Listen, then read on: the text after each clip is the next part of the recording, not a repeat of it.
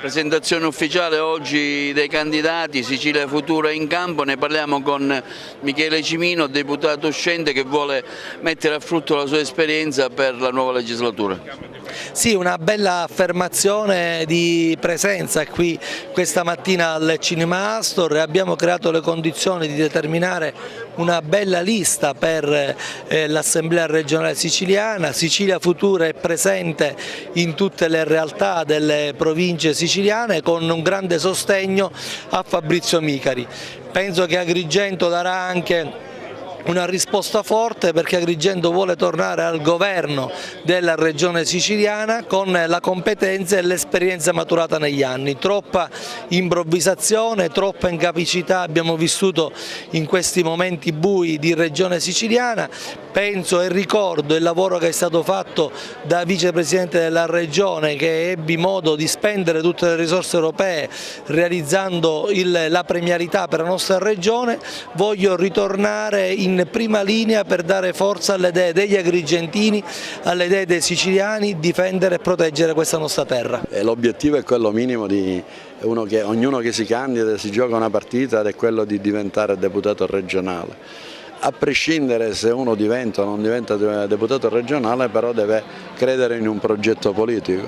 Io ho sposato questo progetto politico qualche anno fa, ci credo, penso che sia un progetto importante. Abbiamo fatto liste importanti in tutta la Sicilia, competitive, e quindi siamo presenti pesantemente sulla scena politica regionale. E questo è l'obiettivo. È chiaro che ognuno di noi poi ha delle ambizioni personali, questo riguarda me ma riguardano anche gli altri candidati ed è legittimo.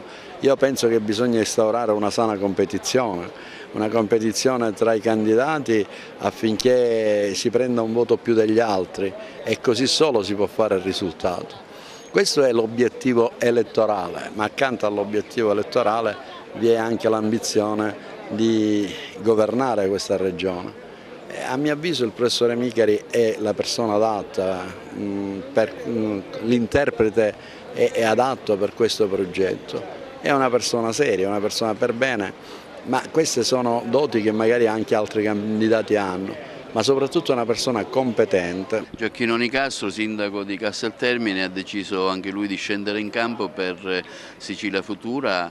Ma la cosa prioritaria che abbiamo noi qua nella provincia di Agrigento sono il lavoro, la viabilità, che da quando hanno sospeso le province non abbiamo più viabilità, tutte le strade dei comuni sono in un disastro, quindi tenderemo di riavviare questa macchina che si è fermata con l'eliminazione delle province per dare un sistema viario migliore ai siciliani e dare un po' di sbocco occupazionale anche alla nostra cittadinanza che ci sono qua in provincia di Agrigento, che abbiamo molti problemi di occupazione. Poi per il resto vedremo, ci stiamo spendendo in prima persona per fare qualcosa di buono, vedremo cosa fare.